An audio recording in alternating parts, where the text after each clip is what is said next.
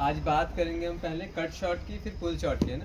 Cross बेटेड shot की बात करेंगे। तो सबसे पहले देखो, अंश को और हर्षित का भी मैंने देखा था, अभी करवा रहे थे। तो प्रॉब्लम क्या होती है, जब भी हम शॉट मारते हैं ना क्रॉस बेटेड शॉट, हम लोग की बॉडी की आदत होती है सभी की, क्या है, ऐसे ओपन होने की। हम लोग को क्या लगता है, जीवन में हर चीज़ हमने रनिंग से लेकर सारी फिटनेस सारी चीज़ें क्या है ओपन होके करते हैं ना। इसीलिए हम, मेन मकसद क्या होता है हमें क्रिकेट में या किसी भी स्पोर्ट्स में साइड ऑन होना। कोई भी स्पोर्ट्स बता लो, फुटबॉल भी, फुटबॉल ऐसे नहीं मारते, ऐसे मारते ना साइड से।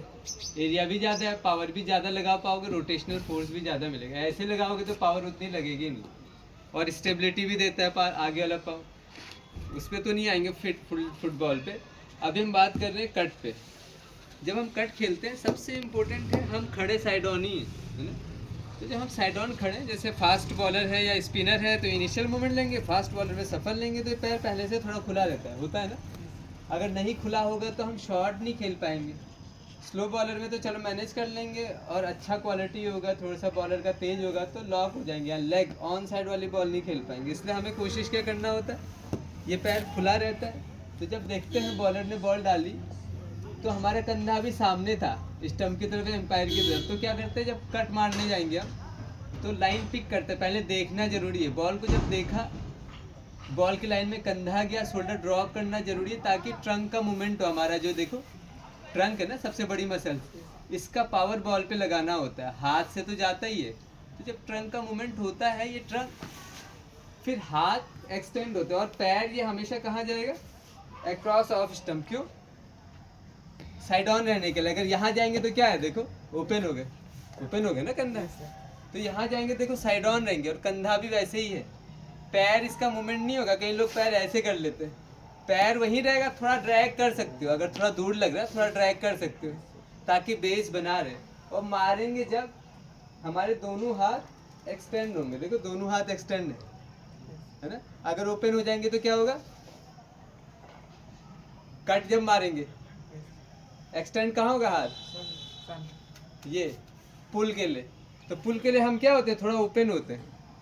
इसलिए पुल वाले में क्या करते हैं, थोड़ा हम ओपन होके मारते हैं, क्योंकि हाथ एक्सटेंड कहाँ होंगे, यहाँ, है ना। कट में यहाँ करना होता है हाथ एक्सटेंड, है ना। इसलिए क्या होता है, ये पैर क्या कहाँ होता है, पॉइंट की तरफ। पुल में ये पैर कहाँ होता है, पीछे वाला कवर पॉइंट की तरफ टू मार्क करता है ना।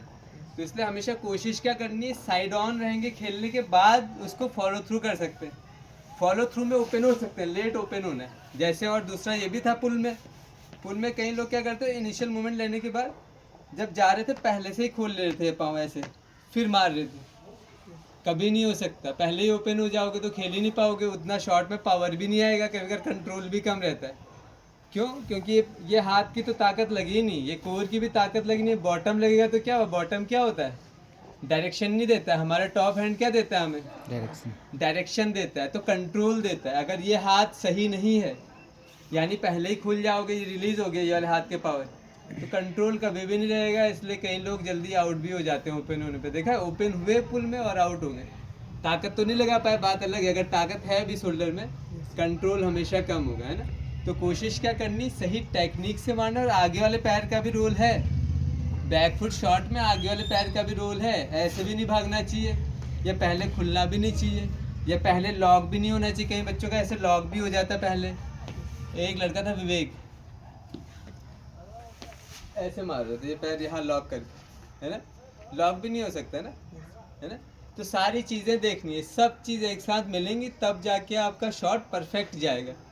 उसके लिए क्या करना है, बैटिंग नहीं करनी, जितना ड्रिल हो सके ड्रिल के साथ, थोड़ा स्लो में बैटिंग, ड्रिल के साथ जितना स्लो बॉल पे कर पाएंगे।